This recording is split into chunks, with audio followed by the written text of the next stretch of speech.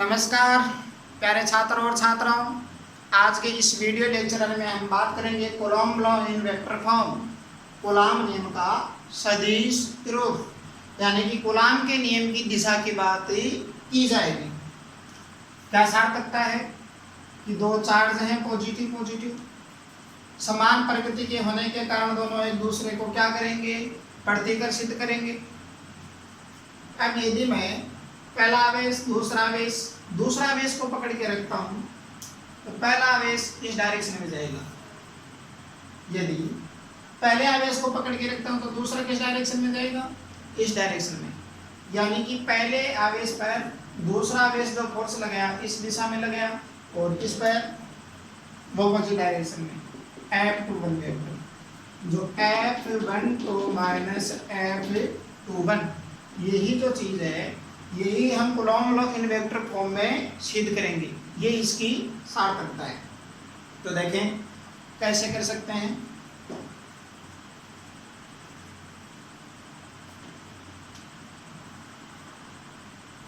दो समान प्रकृति के पॉइंट चार्ज हैं Q1 और Q2, दोनों के बीच की दूरी है R। पहले आवेश पर दूसरे आवेश के कारण इधर पर लगेगा F12 वेक्टर। ध्यान रहे 12 पहले पर दूसरे के कारण फोर्स लगाया जा रहा है, उसको इस तरीके से लिखा जाता है। इसी तरीके से F21 वेक्टर दूसरे चार्ज पर पहले चार्ज के कारण फोर्स इस डायरेक्शन में लगाया जाता है। साथ ही मैं मान लेता हूं कि एक R12 वेक्टर है जिसकी दिशा इसी फोर्स की डायरेक्शन में। एक दूसरा पोजीशन वेक्टर स्थिति सदिश मान लेता हूं R21 वेक्टर जिसकी दिशा भी F21 फोर्स की दिशा में ही है। क्या है, R12 और R21 दोनों क्या है, पोजीशन है वेक्टर यानी कि स्थिति सदिश। ठीक है, पहले आवेश पर दूसरे आवेश के कारण लगने वाला बल F1 को कूलॉम के नियम के अनुसार 1/4πε दोनों आवेशों के गुणनफल के समानुपाती तथा आव्रक के व्युत्क्रमानुपाती, यही होता है। अब F12 1/4πε Q1 Q2 बटा R स्क्वायर सिंपल है।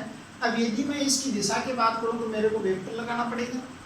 और ध्यान दें 11वीं क्लास में पढ़ा होगा कि A vector equal to A vector का परिमाण होगा और उसकी दिशा भी होगी, परिमाण भी होगा और दिशा भी होगी। दिशा यूनिट वेक्टर के वाले वेक्टर के द्वारा दर्शाई जाती है। तो यहाँ पर F12 पर वेक्टर लगाने के लिए, यहाँ पर दिशा दर्शाने के लिए एक यूनिट वेक्टर लगाना पड़ेगा। और वो मैं क्या लगा सकता हूँ, R12 वेक्टर का जो यूनिट वेक्टर होगा वो लगा सकते हैं। क्यों, R12 भी इसी दिशा में है, R12 के। अब देखो यहाँ से एक F बराबर क्या आएगा, A वेक्टर बटा A का परिमाण, ये आएगा। तो यहाँ से R12 vector 12 equal to 1/4πε0 Q1 Q2 बटा R स्क्वायर। इसकी जगह क्या लिख सकते हैं, R12 वेक्टर बटा R12 वेक्टर का परिमाण।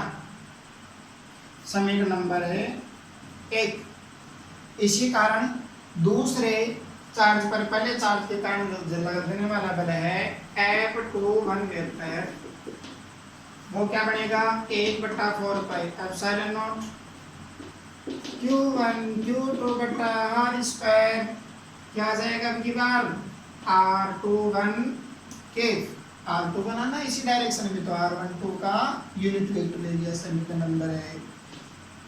इसको भी चेंज कर दो उसकी तरह, F21 equal to 1/4πε0 Q1 Q2 बटा R स्क्वायर। इसको मैं क्या लिख सकता हूँ, R21 वेक्टर बटा R21 वेक्टर का परिमाण, मैग्नीट्यूड। अब देखें R12 और R21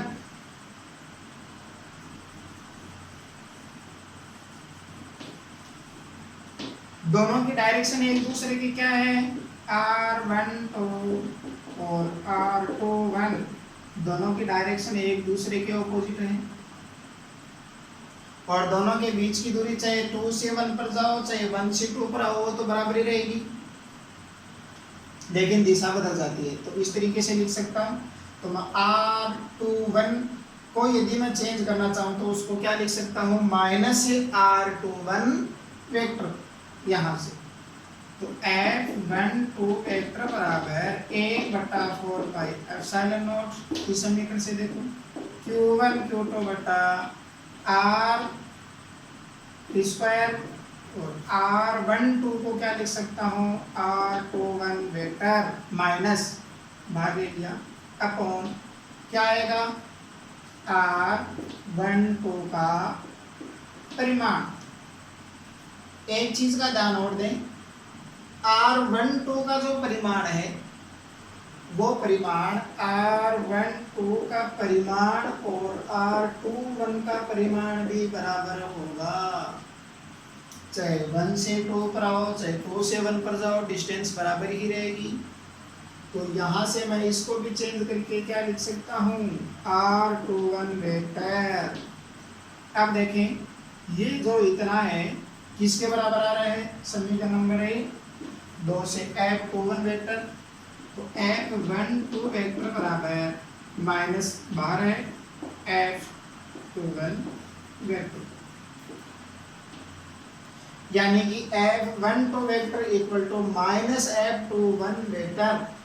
दोनों जो फोर्स हैं उनकी डायरेक्शन एक दूसरे के ऑपोजिट होगी, लेकिन दोनों का मैग्नीट्यूड क्या होगा, बराबर होगा। हम क्या कह सकते हैं, कूलॉम नियम, न्यूटन नियम के थर्ड नियम से कह सकते हैं कि ये जो कूलॉम से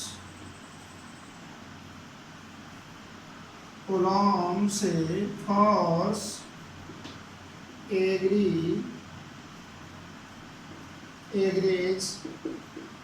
न्यूटन्स थर्ड लो। कूलॉम बल है न्यूटन के तीसरे नियम क्रिया प्रतिक्रिया नियम की पालना करता है। वहां पर भी ये है ना, क्रिया प्रतिक्रिया दोनों एक दूसरे की ऑपोजिट डायरेक्शन, ये लिख सकते हैं। नेक्स्ट देखें, नेक्स्ट टॉपिक की हम बात कर रहे हैं। ये तो हमने क्या सीखा कि दो चार्ज हैं एक दूसरे पर बल लगाते हैं, बराबर मान के लगाएंगे, लेकिन दोनों की डायरेक्शन क्या होगी, एक दूसरे के ऑपोजिट होगी। अब हम देखते हैं सुपरपोजिशन प्रिंसिपल बात करूं तो Coulomb force due to multiple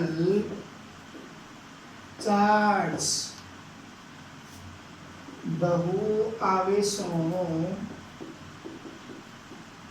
के मध्य बल या के कारण बल। इस टॉपिक में ये बात करेंगे हम कि बहुत सारे आवेश, दो आवेश हैं उसके बीच में बल लग रहा है, दो की जगह यदि 3, 10, 15, 20 तो होगा, तो वो फोर्स किस तरीके से काम करेगा। सेम उसी तरीके से एग्जांपल से देखना है कि 4 बच्चे खड़े हैं, क्या खड़े हैं, 4 बच्चे खड़े हैं, 4 हंसुले खड़े हैं, और पहला बच्चा दूसरे को चांटा लगाता है, तीसरे को चांटा लगाता है, चौथे को चांटा लगाता है, फिर दूसरा है वो पहले को चांटा लगाता है, तीसरे को लगाता है, चौथे को लगाता है। इसी तरीके से तीसरा भी खुद को छोड़कर सभी के चांटा लगाता है, लेकिन खुद के नहीं लगाता है। वही बात यहाँ रहेगी सेम कि बहुत सारे आवेश हैं तो उनमें हर आवेश रेंडमली सभी पर फोर्स लगाएगा, लेकिन खुद के कारण खुद पर कभी फोर्स नहीं लगेगा। पहला चार्ज, दूसरा चार्ज, तीसरा, चौथा मैंने मान लिया एक आवेश, दूसरा ये 3 नंबर, 4 नंबर और 5 नंबर आवेश है। पहला इस पर भी फोर्स लगाएगा, इस पर भी लगाएगा, इस पर भी लगाएगा और इस पर भी लगाएगा। इसी तरीके से दूसरा आवेश है ये, पहले पर भी फोर्स लगाएगा, तीसरे पर भी लगाएगा, चौथे पर भी लगाएगा, पांचवें पर भी लगाएगा। तीसरा है खुद को छोड़कर पहले पर भी, दूसरे पर भी, चौथे पर भी और पांचवें पर भी, यानी कि रेंडमली खुद को छोड़कर सभी पर फोर्स लगाएगा और वो डायरेक्शन के हिसाब से फिर ऐड हो जाएंगे। यही है बहु आवेशों के मध्य बल या सुपरपोजिशन प्रिंसिपल। तो देखें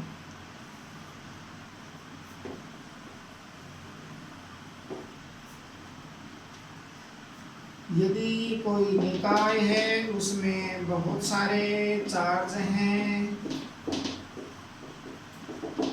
क्यू एन चार्ज है, तो पहले मैं क्या बोलूँगा कि जो पहला आवेश है इस पहले आवेश पर कौन कौन फोर्स लगा सकता है। पहले आवेश पर फोर्स कौन कौन लगा सकता है भाई, दूसरा भी लगाएगा प्लस, तीसरा भी लगाएगा प्लस, चौथा भी लगाएगा प्लस, पांचवा भी लगाएगा और जो इतने चार्ज हैं वो सारे के सारे इस पर क्या लगाएंगे, फोर्स लगाएंगे। इस पर जो पहले आवेश पर फोर्स काम करेगा उसकी बात कर रहा हूँ मैं।